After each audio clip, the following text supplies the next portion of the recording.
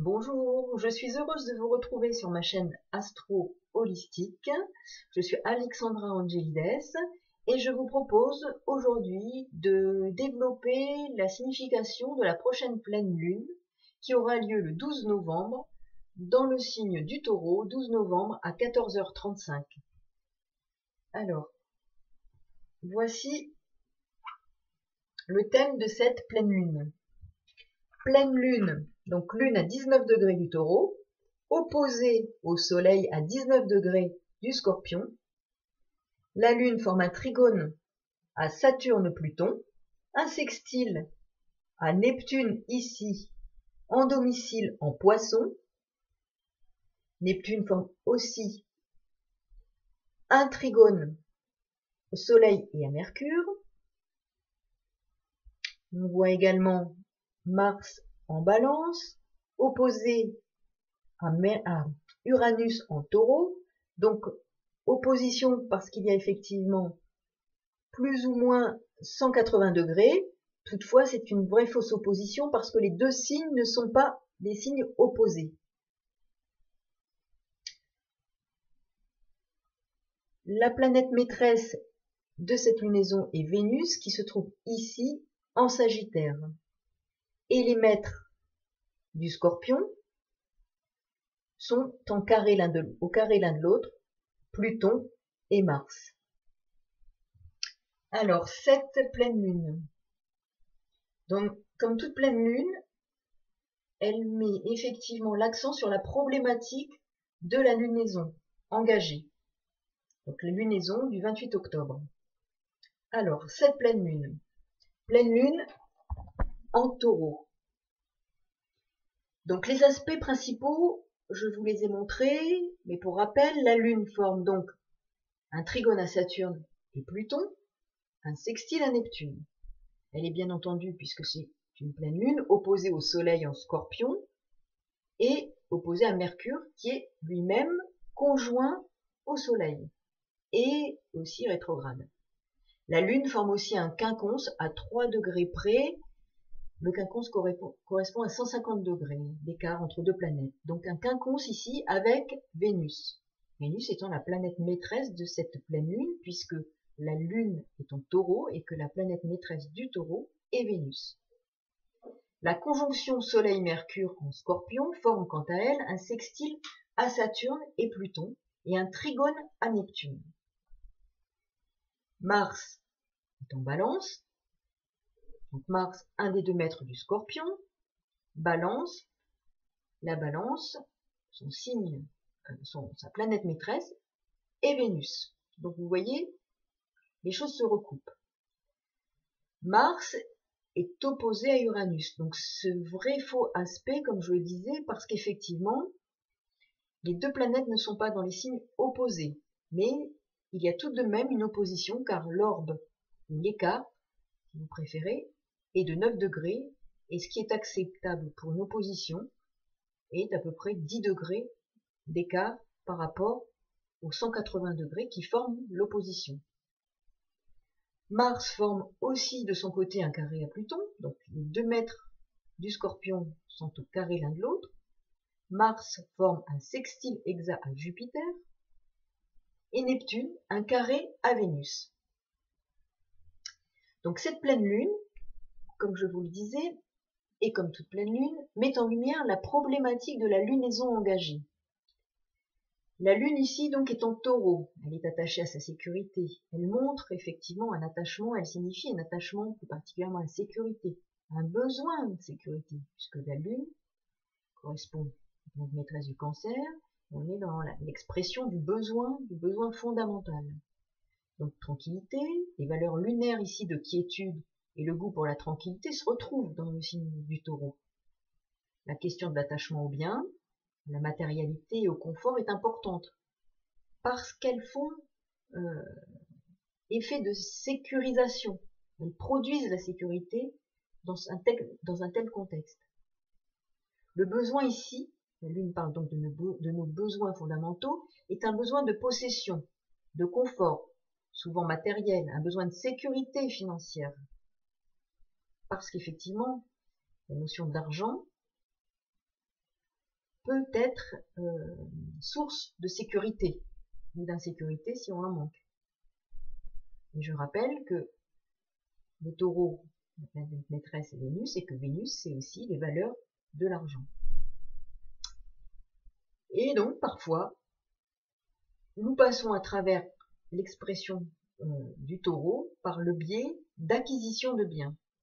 Les valeurs charnelles, les plaisirs de la chair s'inscrivent également dans ce besoin de confort et favorisent la quiétude émotionnelle. Toutefois, il s'agit là de se détacher et de rompre avec ce passé.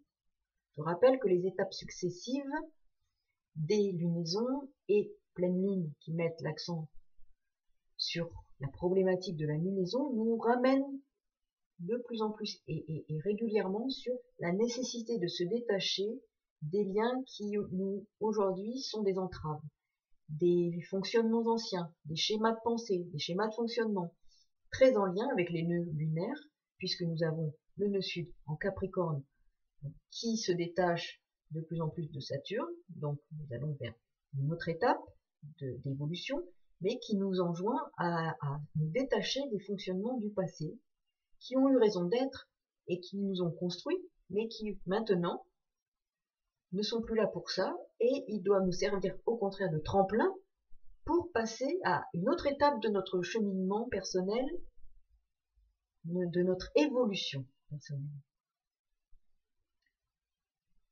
Donc la nécessité de cette rupture se confirme pour chacun d'entre nous lors de ces étapes de lunaison qui vont nous conduire vers l'année 2020. Et ce fameux amas planétaire qui va se retrouver en Capricorne, Jupiter, Saturne, Pluton, j'y reviendrai. Les énergies planétaires, les énergies cosmiques agissent en chacun d'entre nous.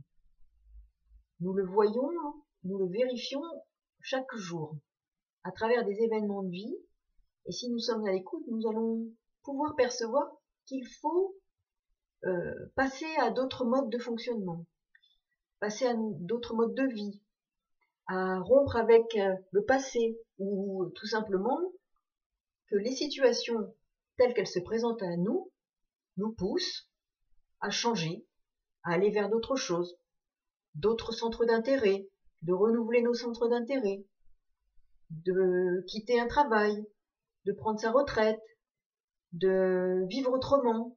Mais ça se renforce pour chacun d'entre nous. Et ça va très loin puisque ça nous oblige à rompre avec des choses du passé, des fonctionnements, des perceptions, tout ce qui a fait attache. Il faut passer à autre chose. C'est une nécessité, et si nous y sommes réfractaires, ce sera encore plus complexe. Les énergies planétaires, les énergies cosmiques agissent en chacun d'entre nous. Nous faisons partie d'un tout et sommes partie prenante de ce tout dans sa réalisation, dans sa matérialisation, dans sa concrétisation à travers les événements de vie. Cette rupture avec des schémas de fonctionnement est requise pour accéder à ce nouvel état de conscience planétaire et personnel, puisque l'un ne va pas sans l'autre. La planète est le reflet de ce que nous sommes intérieurement. Alors, on peut se poser beaucoup de questions par rapport à ce que nous voyons, mais en même temps, c'est un grand mouvement de nettoyage. C'est pour ça que Pluton agit, il fait remonter des tréfonds de notre inconscient, tout ce qui doit être remonté pour être nettoyé et repartir sur d'autres bases. Saturne en Capricorne pousse à plus de sobriété, à poursuivre l'essentiel. Nos modes de vie sont en pleine transformation, d'où les énergies qui nous brassent et nous bousculent. Ces étapes de lunaison le prouvent. Par ailleurs, en fonction de la maison dans laquelle la Lune se situe, ou bien la maison dans laquelle s'est située la nouvelle Lune, vous aurez des indications sur le domaine de votre vie dans lequel les mouvements énergétiques se produiront, avec à la clé des événements particuliers. Une consultante actuellement qui vient me rencontrer vit des épreuves au niveau de son couple. En examinant son thème, l'on perçoit que la maison 7, la maison 5 et la maison 8 sont les 3 maisons les plus sollicitées. Les éléments et les événements qui s'inscrivent dans ces maisons convergent pour tenter d'expliquer ce qui se passe pour elle, ce qu'elle doit comprendre pour son évolution personnelle, mais aussi lui donner les outils pour faire face et trouver les voies qui lui permettent de saisir ce qu'elle a à comprendre de ces événements pour son évolution, même si ça passe par des situations complexes et douloureuses. Une autre consultante que je rencontre a la maison 10, la maison 1 et la maison 4 très impliquée. Elle vit un changement professionnel important avec un déménagement à la clé inévitable. L'on peut bien entendu aller plus loin encore, car selon les planètes et la maîtrise des maisons, les choses peuvent encore non seulement être plus précises, mais aussi nous transmettre, nous donner des clés pour vivre les événements différemment. Cela aussi peut apporter des éléments modérateurs. Par exemple, si le maître d'une maison qui est mal aspecté est quant à lui bien aspecté, ou s'il y a simultanément des aspects de tension et des aspects harmoniques, cela modère les effets potentiellement douloureux, voire l'on peut découvrir quels sont les outils, les moyens à notre service, les voies mises à notre disposition, telle une échappatoire ou en forme de solution. Pour revenir à la Lune, en trigone à Saturne et aussi à Pluton. Ici, l'on a la confirmation de l'action de fond en cours, relatif à nos liens avec le passé, à ce qui est aussi enfoui dans notre inconscient pour apporter effectivement de la lumière via Neptune, j'y reviendrai, et aller dans le creuset de ces angoisses, de ces peurs, pour les dépasser et pour faire un nettoyage de fond. Il s'agit aussi de nos attachements, ceux qui forment nos racines et notre structure, notre ossature, avec Saturne en Capricorne. Cette action, cette lame de fond nous pousse à aller vers un nouvel être, une nouvelle conscience. Pour mémoire, Uranus est en Taureau, il vient ruer aussi dans les brancards et questionner vivement cette stabilité, cette fixité dans ce signe fixe qu'est le Taureau, accroché à ses acquis et craignant le changement. Il est indispensable de passer un cap énergétique et d'élever notre niveau de conscience. Ce sera avec notre volonté ou pas, avec notre accord ou pas. Mais cela n'est possible que si nous accédons au détachement.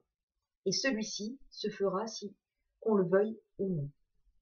Uranus a cette fonction d'éveilleur de conscience.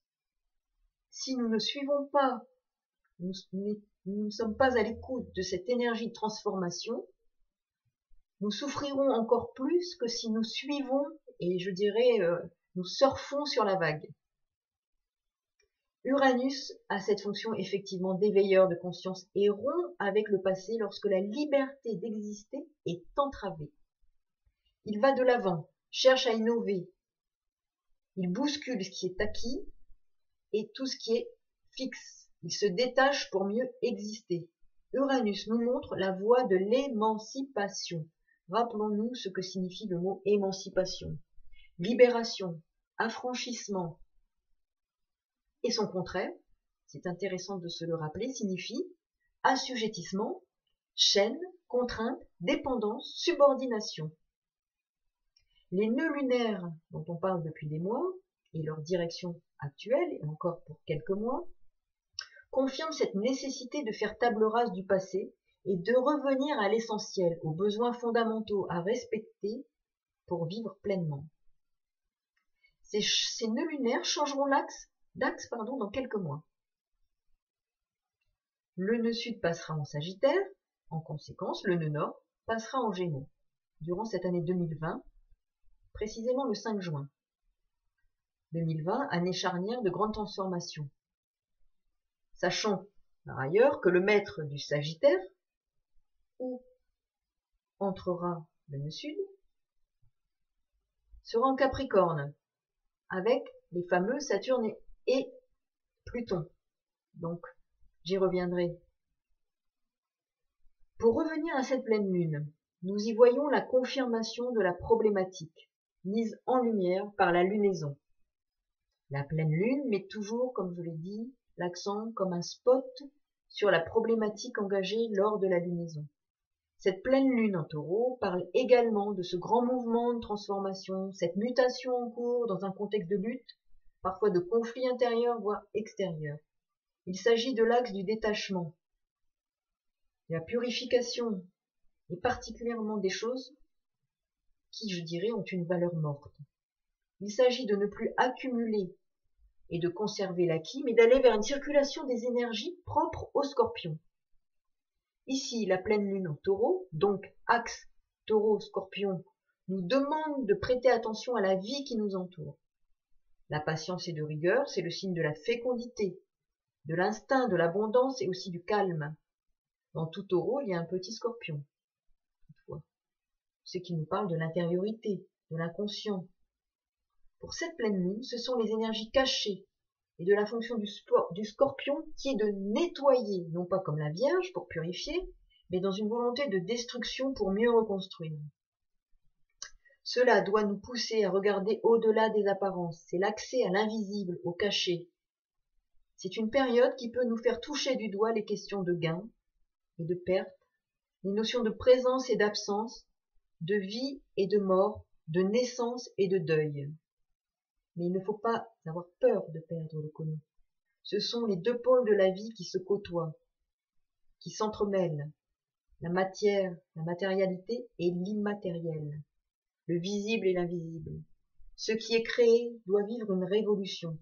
Uranus en Taureau, dans la langue des oiseaux, le rêve d'évolution. Pour laisser place à de nouvelles créations. Le Soleil en Scorpion. Par ailleurs, Saturne en Capricorne requiert d'aller à l'essentiel. Notre structure personnelle, notre architecture intérieure doivent être épurées. Les faux-semblants, le mensonge doivent être éradiqués. Saturne, avec ce trigone à la Lune et ce sextile à la conjonction Soleil-Mercure, nous soutient dans ces modifications en cours.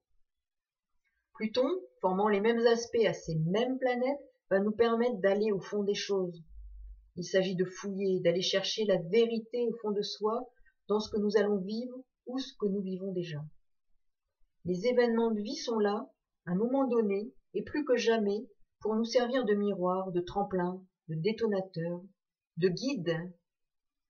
Le Capricorne, et de surcroît avec Saturne, son maître en domicile, nous parle des options prises collectivement ou individuellement par nos gouvernances, via les États, bien entendu, mais aussi notre propre gouvernance personnelle, dans quel que soit le domaine où s'exerce une autorité. Alors le domaine, je dirais pour nos gouvernances type État, législatif, économique ou social, les relations extérieures, mais aussi pour notre gouvernance personnelle dans nos forces intérieures. Quelles sont les options que nous avons prises? Quels sont nos schémas de fonctionnement qui sont à revoir, à reconsidérer? Il faut effectivement revoir notre mode de gouvernance personnelle. Neptune en Poisson nous sert d'antenne pour aller puiser la lumière très haut afin d'éclairer nos tréfonds pour un grand travail de transformation, de transmutation indiqué par l'axe Taureau-Scorpion activé ici. Neptune soutient Saturne, Pluton, Mercure et le Soleil.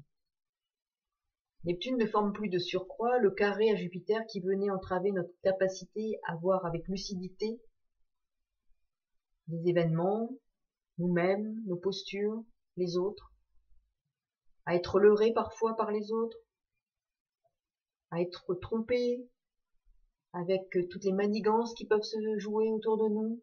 Neptune ne forme plus ce carré à Jupiter. C'est intéressant. Il faut se saisir de cette énergie pour avancer vers cette transformation qui nous attend. Quant à la place de Vénus, puisque Vénus est la planète maîtresse de cette pleine lune. Ici, elle est au carré à Neptune. Au niveau des sentiments, il pourrait y avoir une forte tendance à l'idéalisation, une difficulté à voir la réalité qui pourrait impacter nos décisions et nos actions, puisque Vénus est aussi la planète maîtresse de la balance, et que Mars est en balance, donc la question de l'action, de surcroît au carré de Pluton. Mars et Pluton sont les maîtres du Scorpion. Donc, ici, nous avons Vénus, planète maîtresse de la balance, et Mars, qui est en balance, au carré de Pluton, donc les deux maîtres du Scorpion. Il faut donc rester prudent dans les actes que nous poserons, dans la relation aux autres. Cela peut signifier que la question des relations aux autres fera l'objet de profondes transformations, de nécessité de lever le voile qui entravait une vision claire, juste des choses et des autres. Cela peut être douloureux, mais il peut s'agir de modifier nos schémas de fonctionnement dans la relation aux autres et vis-à-vis de nous-mêmes, porter un autre regard sur les autres, sur nous-mêmes, pour que la relation puisse évoluer et être plus constructive, après avoir été des modes de fonctionnement et modes de compréhension de nos rapports aux autres, modifiés, détruits, pour être reconstruits sur un autre mode. Donc soyons à l'écoute et observons les événements, les situations, pour en tirer des leçons, des apprentissages. Je vais vous donner mon adresse mail, parce que j'ai eu quelques demandes, effectivement, et voilà. Donc, voici mon adresse mail. Donc, je réponds aux questions et, bien entendu, aux demandes de consultation, de thèmes pour une question, un thème de révolution solaire, un thème de naissance. Voilà, donc il s'agit de a.angelides, le chiffre 1, @laposte.net, a.angelides, le chiffre 1, @laposte.net. Je vous remercie pour votre écoute, votre attention, et je vous souhaite une belle journée, une belle soirée, tout dépend à quel moment vous regarderez cette vidéo. À très bientôt, au plaisir de vous retrouver. Au revoir.